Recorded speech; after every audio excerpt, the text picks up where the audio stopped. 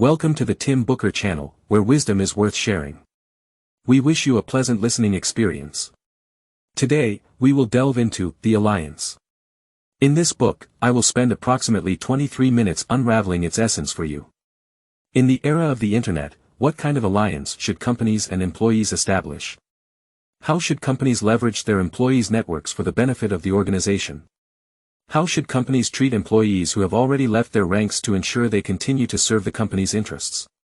In the internet age, the idea of a young person in their 20s spending their entire career at one company has become nearly impossible. We are entering a new era, an era of free employment. Talented individuals are frequently on the move, a common phenomenon in many industries. However, many companies have not yet adapted to this reality. They still approach employees with the mindset of the lifelong employment era, leading to various challenges. For example, should I invest time and effort in training a newly hired employee, teaching them valuable skills? What if they leave shortly after joining? What about long-term employees who have become complacent, lacking the passion and drive they had when they first joined the company? And then there are departing employees, those I invested several years in, grooming them into mid-level managers capable of leading independently. But soon after their promotion, they decide to switch companies, and no matter how hard I try to retain them, the relationship sours. They even badmouth the company after leaving, tarnishing our reputation within the industry. What should I do? Is there a comprehensive solution to address all these vexing issues simultaneously? The book we are discussing today, The Alliance, offers a holistic approach to the talent challenges faced by business managers. In this book, the author proposes that the era of lifelong employment is over. Employers and employees should establish mutually beneficial alliance relationships, with the core being the tour of duty. Within these alliance relationships, companies should implement incentive measures to encourage employees to expand their networks and gather valuable external information for the company. Similarly, employees should use the company's reward system to connect with more people. By forming alliances with former employees, companies can maintain mutually beneficial partnerships with them in their new roles, benefiting both parties. This book has 3 authors, Reid Hoffman, Ben Casnocha, and Chris Ye. The first author, Hoffman, is a renowned figure in Silicon Valley, known for his investments and entrepreneurship. He is the founder and CEO of the world's largest professional networking site, LinkedIn, which was acquired by Microsoft for $26.2 billion in 2016. He has also held high-ranking positions in major payment platform companies and has invested in over 60 startups, including being one of the earliest investors in Facebook, boasting a return on investment exceeding 20,000%. Risk investors often describe him as the most successful angel investor of the past decade. Many attribute Hoffman's success in business and investment to his unique insight and, more importantly, his extensive network. Hoffman is widely regarded as the king of Silicon Valley networking, because he dedicates a significant amount of his time to meeting with various entrepreneurs, investors, university professors, and politicians. Friends say that when he absorbs new methods and perspectives, it's as if he's possessed, as though his experiences are limitless. More than half of his success can be attributed to his networking skills. Today, we're introducing a book co-authored by Hoffman and 2 other outstanding Silicon Valley investors and entrepreneurs, a networking manual that introduces a novel Silicon Valley management technique, challenging traditional human resource theories for handling new employees, long-term employees, and former employees in the era of free employment. This book offers insights into how to build new relationships between employers and employees, allowing them to form powerful alliances, ultimately achieving both corporate prosperity and personal development. With the basic overview of the book and the authors covered, let's now delve into the book's contents in detail. The book primarily focuses on 3 key areas. The first key area addresses the need for companies and employees to form alliance relationships in an era where lifelong employment is no longer the norm. The core of these alliance relationships is the tour of duty. The second key area emphasizes the importance of companies forming alliance relationships with employees in the realm of networking and intelligence gathering, encouraging employees to expand their professional networks and utilize these connections to gather valuable information for the company. The third key area explores how companies can benefit significantly by forming alliance relationships with former employees who have moved on, particularly in recruitment, intelligence gathering, customer relations, and reputation management, among other aspects. Sure, let's start by exploring the first key concept. In the era of the internet, the relationship between companies and employees is no longer one of lifelong employment but should be transformed into an alliance. The first core of this alliance relationship is the tour of duty. In the past, people considered the employer-employee relationship as straightforward: you pay me, I work. Employees expected their jobs to be as secure as a marriage, with the only separation being retirement. As long as they followed the rules, worked diligently, and progressed step by step, they believed they would secure stable promotions and salary increases. However, things have changed. Lifelong employment is now a thing of the past. Employers and employees should establish alliance relationships. Both independent parties should enter into a mutual alliance agreement with clear time frames, defined terms, and commitments that benefit both sides. This creates a framework where trust is built, investments are made, and the company becomes stronger, leading to mutual success. You make me more valuable, and I make you more valuable. In the 1980s, surveys conducted by major global business associations found that 56% of corporate executives believed that loyal employees deserved long-term employment with the company. However, just a decade later, in the 1990s, only 6% of executives held on to this belief. Former General Electric CEO Jack Welch even bluntly stated that loyalty had no meaning. In the past, people often likened the employer-employee relationship to a family, which sounds pleasant because family members stay together for life, providing a sense of belonging. However, this comparison is awkward because families don't fire people. If your child fails an exam, your mother won't say, "Darling, our family is an intelligent one, and your intellectual level isn't suitable for us. You should go to another family." The standards for employing people are clearly different from those for family relationships. If you constantly describe the company as being like a family in front of employees, you'll find yourself in an embarrassing situation when it comes time to lay off staff. Dismissed employees will feel emotionally hurt and betrayed, which is a situation neither party wants. Reed Hastings, the CEO of the well-known video company Netflix, once said, "We are a team, not a family. When someone considers leaving, I'll do everything to keep them, but if they decide to go, I'll let them go, and I'll provide them with a generous severance package. This way, their position can be filled by someone more suitable." Hastings' approach emphasizes a team relationship rather than a familial one. Although lifelong employment is no longer the norm, the principles of mutual trust, contribution, and mutual benefit remain applicable. Some may say, "Your ideas sound great, but how can we implement these alliance relationships in the actual employment timeline of a company?" The answer provided by the authors is simple: tours of duty. What is a tour of duty? It means breaking down an individual's time at a company into manageable periods, regardless of how long they intend to stay. Both the company and the individual collaboratively set milestones and objectives for each tour of duty. You might ask, isn't this just a matter of specifying the length of an employment contract, whether it's 1 year, 2 years, or 5 years? Not quite. Tour of duty is much more than the duration of an employment contract. It's about having a richer understanding.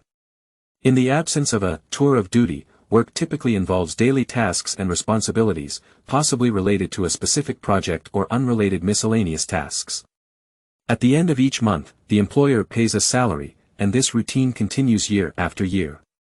Occasionally, the employer might surprise an employee with a promotion and a raise, but the timing of such developments remains uncertain. In some cases, employees might not be pleased with the outcome and may complain, thinking, "I've waited so long, and this is all the raise I get. This position should have been mine a long time ago, you couldn't find anyone better to fill it." In many companies, such situations are commonplace. The biggest problem here is that both the company and the individual fail to manage their expectations effectively. So, what can a tour of duty achieve? It involves making incremental commitments to establish an alliance. By structuring an individual's career at the company as a series of tours of duty, you can better attract and retain exceptional employees. You don't have to make empty promises like, "Joker, if you work well, the position of store manager will be yours in the future." Such unstructured expectations won't attract anyone.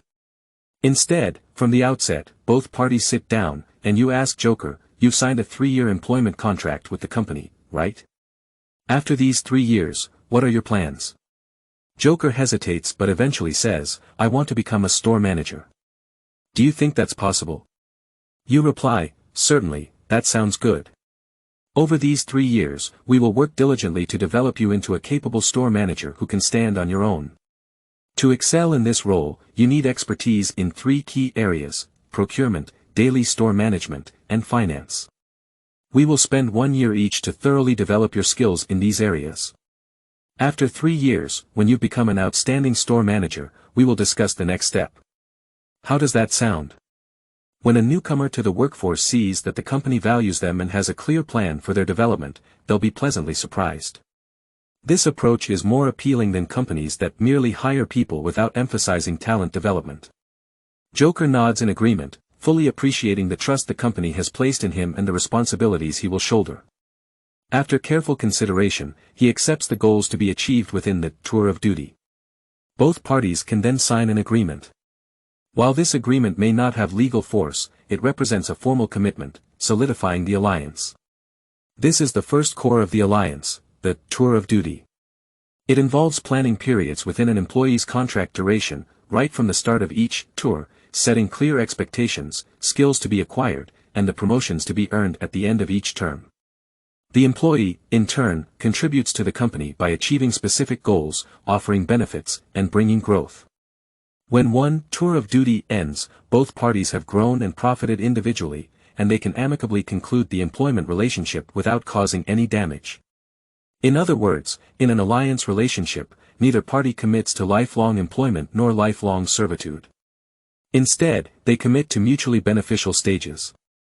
During each tour of duty, the employee makes the company more valuable, and the company, in turn, makes the employee more valuable. When a tour of duty concludes, both parties decide whether to embark on the next one or whether it's time to part ways. This decision is made amicably, as both parties have already benefited from their time together. If you're concerned that an employee might not fulfill the goals of a tour of duty, there are ways to address this. In Joker's case, regular check-ins every 6 months or annually can be implemented to ensure that he stays on track, provides timely reports, offers feedback, and makes necessary adjustments to remain on the right course. If it's clear that he won't meet the objectives of the tour of duty, both parties can have a constructive alright. What I've just explained to you is the first key topic, the alliance relationships in the era of the internet, along with the first core of these relationships, the tour of duty. Now that we've covered that, let's move on to the second core of alliance relationships. Companies should encourage employees to expand their networks and gather valuable information for the company in various ways. In the past, many people were reluctant to use their personal connections to help their companies, feeling that the company was using their resources without providing substantial benefits. This often resulted in inconvenience to friends and family. Many companies found it challenging to involve employees in this aspect, so they didn't pay much attention to employees expanding and utilizing their personal networks. However, in alliance relationships, based on the principle of mutual benefit, companies can use employees' networks to obtain critical external intelligence. A smart employee should recognize that networking is a crucial resource in the professional world. If a company encourages employees to expand their professional networks, it's beneficial for everyone. According to a Harvard Business Review survey, over 75% of people have used their networks for work-related purposes, indicating that this is a widespread practice. If companies further encourage and support their employees in doing so, this percentage is likely to increase, and more people will be willing to engage in this activity. So, how can companies express their encouragement and support? For example, they can allow employees to use work hours for social media activities, such as posting on Weibo or WeChat Moments. This is particularly relevant for employees who are social media influencers or have a significant online presence. Take the example of a company called HubSpot in the United States. The average number of contacts for each of their employees is more than 6 times the LinkedIn average.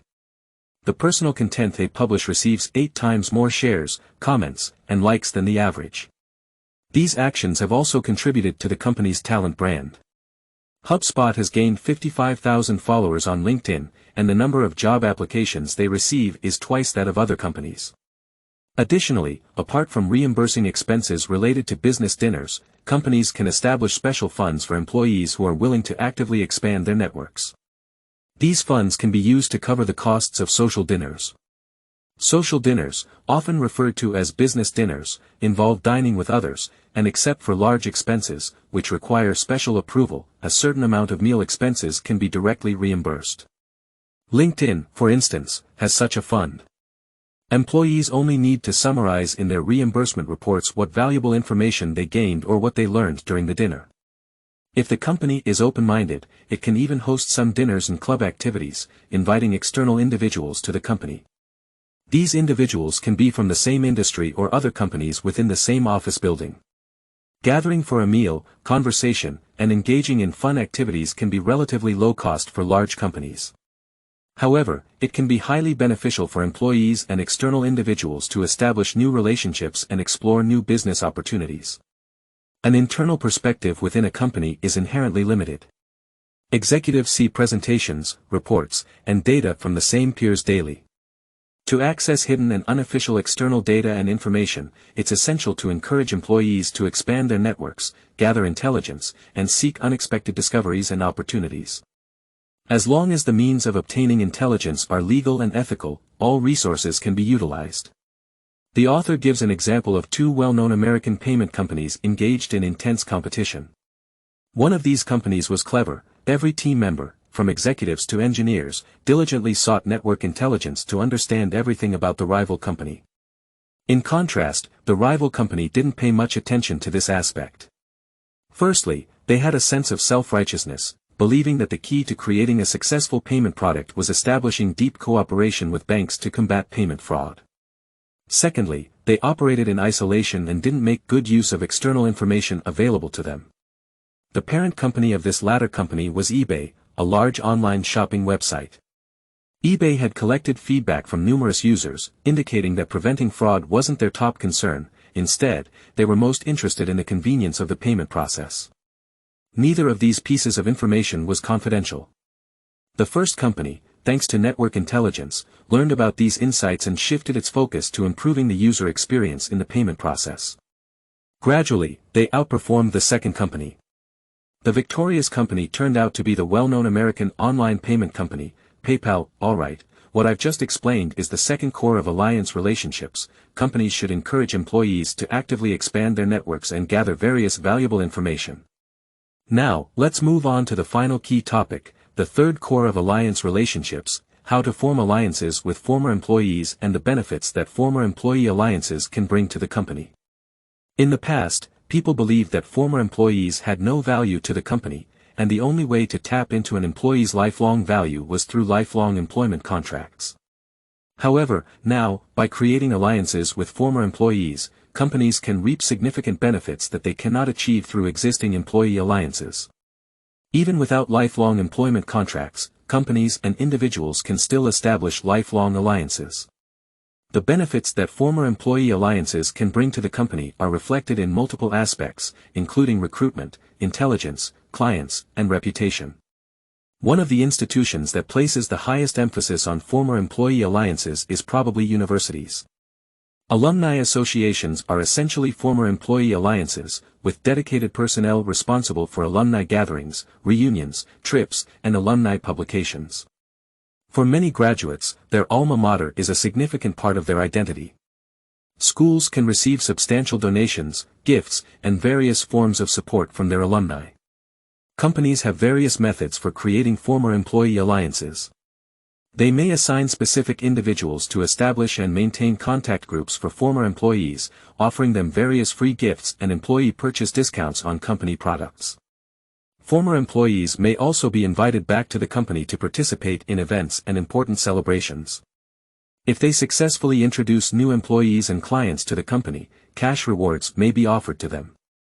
If the company has partnerships with nearby schools, they can extend these benefits to exceptional former employees, such as prioritizing the enrollment of their children. Many companies may feel that even by maintaining former employee alliances through various means, immediate returns may not be evident. However, the author points out that one should not underestimate the power of these alliances, as they can bring at least four significant benefits. In terms of recruitment, maintaining interaction and contact with former employees allows them to recommend suitable, outstanding talent for your company and vouch for new employees. Prominent consulting firm Deloitte, for example, rewards current employees who successfully refer new hires with cash incentives. Moreover, former employee alliances can also serve as a selling point during recruitment, making newcomers aware that, besides their current colleagues, they can also expand their network through interactions with former employees. Regarding intelligence, former employees possess richer external information. Their insights into industry trends and their grasp of different companies' strengths and weaknesses are unmatched by those who have only worked at one company. In terms of clients, in many industries, a former employee who holds their old company in high regard is likely to recommend new clients to their former employer, bringing in new business. Consulting service companies like McKinsey are highly proactive in forming former employee alliances because former employees continuously bring in new clients. Finally, in terms of the company's brand and image, former employees play a significant role. When a former employee praises a company, it is often more impactful than the company praising itself 10 times. Since the individual has already left the company and has no vested interest, yet still speaks highly of their former employer, it is seen as a sincere testimonial. This high credibility makes outsiders trust the endorsement. Therefore, while former employees may not create new value in internal company collaboration, if the company continues to value and build these relationships, it can secure valuable external resources at a low cost. Even when an individual moves to a new company, through a former employee alliance, they can still maintain mutually beneficial relationships with their former employer. Alright, with that, we've covered most of the content in this book. Now, let's briefly summarize the information shared in this audio clip. Firstly, we discussed how the era of lifelong employment has come to an end. In the context of the Internet age, companies and employees should form alliance relationships. An alliance involves both parties making clear commitments of mutual benefit for a specified period. The company commits to helping employees acquire skills and gain experience, while employees commit to working diligently and creating value for the company. This kind of relationship is more like that of a team and its players, rather than the lifelong bonds of a family. The first core of an alliance is the term limit. Both parties plan the term within which an employee will work and establish detailed and clear term plans from the very beginning of each term. If employees complete their tasks within the term and wish to continue, they can receive promotions and salary increases. If they want to switch jobs, they can also part ways with the company amicably and leave freely. Secondly, we discussed the second core of alliances. Companies should encourage employees to expand their personal networks and gather valuable information for the company.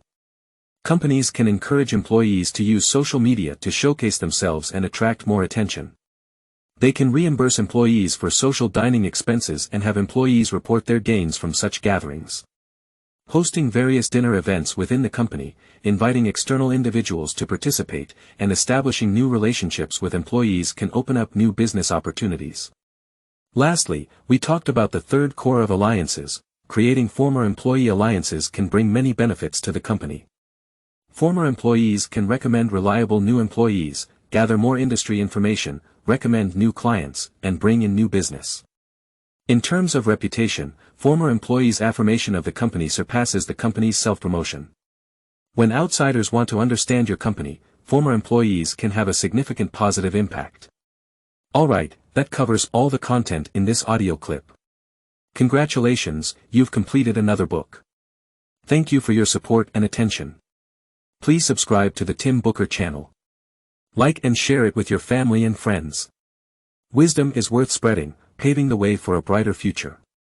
Thank you, and goodbye.